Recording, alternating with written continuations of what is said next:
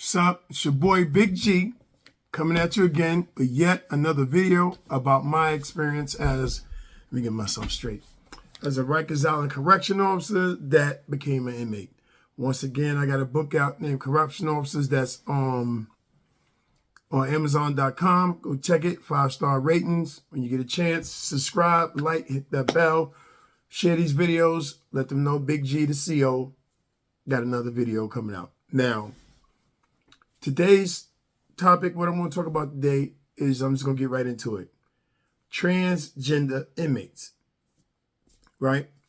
Now, when I was a correction officer, they had separated housing. And it wasn't called transgender at that time. It was just gay housing or homosexual housing until they came up with the proper terminology for it. But what they did was they would isolate anyone who came in and admitted to, let the authorities know that, hey, I'm gay, I'm transgender, or I'm a homosexual, or whatever whatever terminology. I'm not trying to be disrespectful, but back in the day, that's what they would say. They would have something called sign-in papers, and you would say that, hey, I'm gay and I would like to have gay housing. So they would put them in gay housing to protect them, because, like I said before in one of my videos, gay don't mean punk. Gay don't mean that you could just beat them up and do what you want them, because I've seen individuals that were gay on the lockout put that work in and let you know I'm a human being. Whether you want to recognize me as a male or female, I'm a human being and I'm not taking crap from nobody. So I've seen them put that work in. But what I'm trying to say is it's been a task for the correction department to find the right way to house gay or transgender inmates to protect them. Because, listen, forget gender. A human being, a regular man, masculine, diesel, knockout artist, can fight, can knock out 100 people. You will get your ass beat in prison. You can knock out 30 people, but there's 30,000 other people waiting in line ready to get at you. They don't care nothing about that. So it has nothing to do with gay or straight or whatever. It's protecting people. Now, gay or transgender people get taken advantage of or harassed or beat on or treated bad more than the usual, and it's usually because of sex. People in there that's been locked up a long time wanting sex.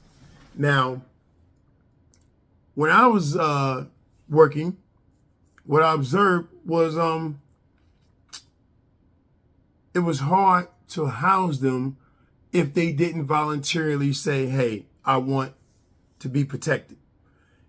If a gay individual or inmate was like, hey, I don't need the protection, I'm going to be in general population, then that's their choice. Now, corrections may use the excuse like, I'm going to protect my officers because other inmates will try to get at you. And as a correction officer, I got to protect you from other people, whether you want to protect yourself or not, whether you good with your hands, whether you could defend yourself or not. Now, it became a task where at one time they put an individual that was, identified as a female, but identify as a female. So they put the individual in a female's facility, right? But the individual still had male anatomy. So what happened was female inmates started coming up pregnant. And then it's another lawsuit against the city because how did y'all allow me to get pregnant while I was incarcerated? So it's a hard task, like, to find out how to protect transgender, how to house them so that they could just serve their time just like everybody else, treat them just like everybody else so they could serve their time. Now, with the segregation, when I say segregation, and that would be the best method of protecting transgender or gay inmates. They had it before on Rikers Island when I worked there, but they took it away.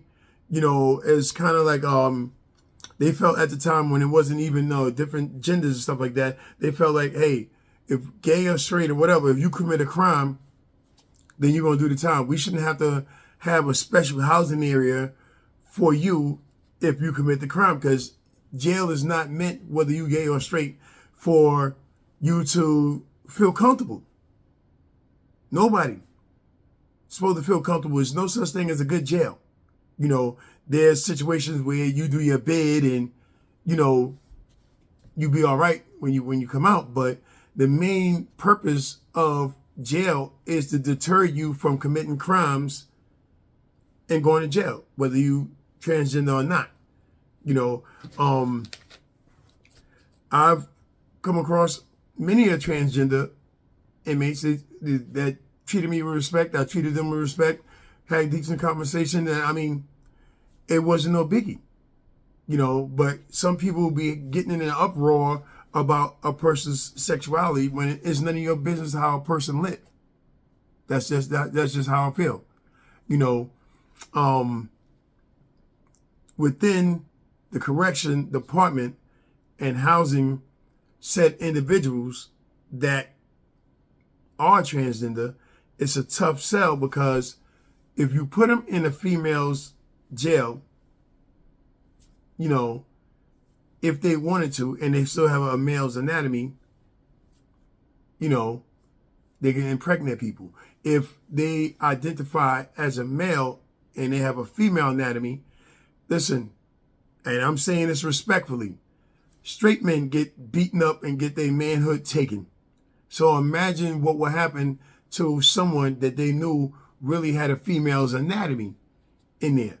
You understand what I'm saying? And I'm not trying to disrespect anybody. I'm not trying to offend anybody. I'm just talking from a correctional officer, law enforcement point of view of the dilemma that goes on inside prison. Now, you have certain individuals that are transgender that's fighting for their rights. Fighting for the right to be placed in a female jail. And in some different states, they've done it. And everything is smooth. And there's no problem. But in a lot of states, they're segregated for their protection and the protection of the officers, allegedly, and for the other inmates around there. Because, you know, there's a lot of inmates who fake the funk like they're not gay or they're not into that type of sexuality, but deep down inside, they are. And that's where the problems come. Without respecting that individual for who they are and you know, who they claim to be.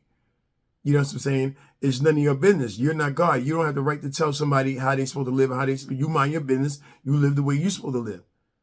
That's it. There is no right or wrong, you know. And my experience is I've seen people try to take advantage of gay or transgender inmates, and it doesn't work out well. Like, we're all human beings, period. You know, I've seen transgender, you know, get into, they locked in their cell, another individual locked in the cell, they get into a verbal altercation, they talking smack, and on the lockout, they said let the door be the bell.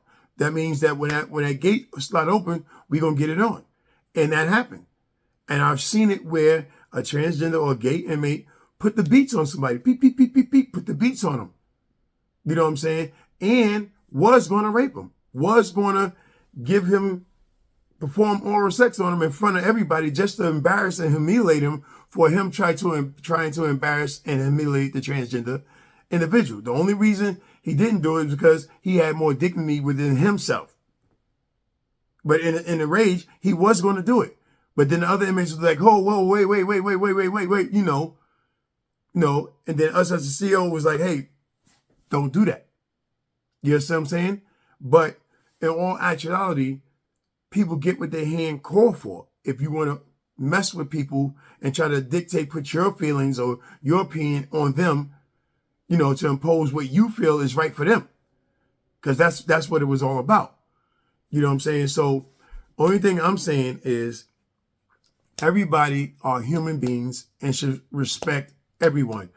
correction department all around the world, not just Rikers Island, have a hard task with housing gay or transgender inmates because, for their protection, CO's protection, everybody protection, people should just be able to go and do their bid, fight their crime, and try to get free and do their time in peace. But we all know jail is not like that. We all know that you have people who don't respect what society thinks, that think the way society thinks things should be. So with that being said, my personal take is I really feel that they should be segregated. And I'm not saying they as in the bad terms. I'm saying they as in transgender or whatever somebody identify. Now they have every right to say, I don't want to go in gay housing. I don't want to be separated from anybody. I'll handle my own. And I see some people handle themselves. Being general population, no problem. Do they bid, go home, no problem. You know what I'm saying? But then I've seen some individuals really go through it. Men fighting over them. You know what I'm saying? Listen, I'm a straight heterosexual male, and I've seen some inmates in there that on the street you couldn't tell a difference. And they look good. And you like, yo, you really got to bring yourself back to say this is an all-male jail. So that's what causes the friction and the problem of, and then you got individuals who've been locked up so long that don't know the way of the world right now. They don't know how things are right now, and they're still stuck in the past where they think it's all right to gay bash or do a hate crime or say something, because guess what? In jail, that's a hate crime.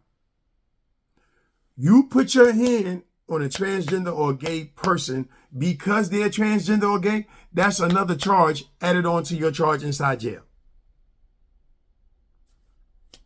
You know what I'm saying? So it's your boy, Big G, just bringing to you another dilemma, another situation that I witnessed or experienced inside prison. And I'm just going to say, everybody just needs to respect everyone for however they want to live. And that's it. Now, the official thing is, where do you really house them for their protection? You know what I'm saying? Because a regular heterosexual male, they're going to get at you, anyway. You're going to get tested no matter whether you transgender or not. Somebody going to test you for anything, for something. You know what I'm saying? Sex is always on the table. Sex is always in high demand in a place where it's not no sex is supposed to be going on.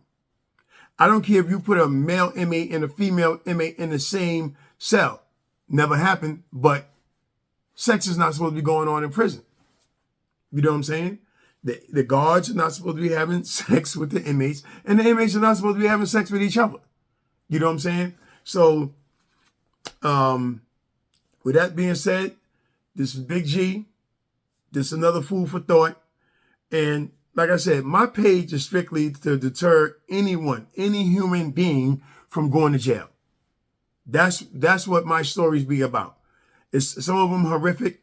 Some of them have good endings and stuff like that. But for the most part, it's to prevent people from going to jail. And right now, it was in the paper, a couple of months ago, that they put a transgender inmate in an all-female facility, and female inmates started coming up pregnant. What do you do then?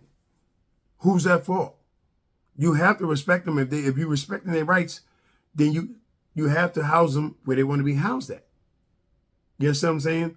So I haven't worked in the prison system in a while, so I don't know what is the criteria. I don't know what rules and regulations they don't change to accommodate certain situations.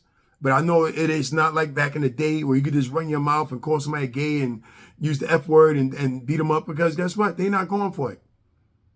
And like I said before, gay or transgender don't mean punk. Remember that. All right? It's your boy, Big G. Got more stories coming to you. Stay tuned, and I'm out.